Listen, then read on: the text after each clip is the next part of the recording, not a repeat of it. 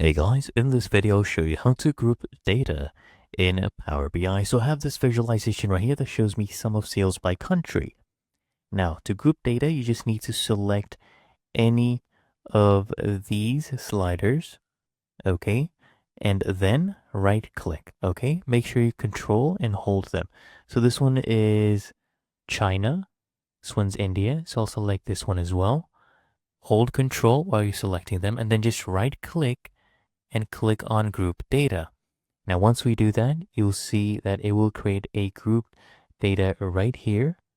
As you can see, it has grouped this, and you should also see this right here under legend.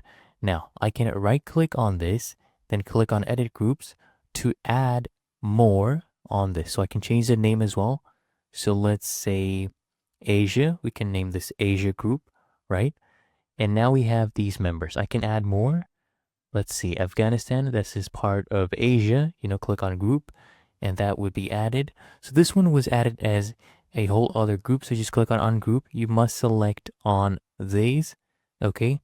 And then you come here and group, okay? Once this is selected, for example, here, Bangladesh is part of Asia. It has been added, right? So just keep adding your countries, then just go ahead and click on OK.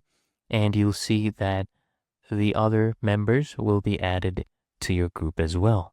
Okay, as you can see, this one has updated and Bangladesh has been added to our group as well. And it's really that easy and simple.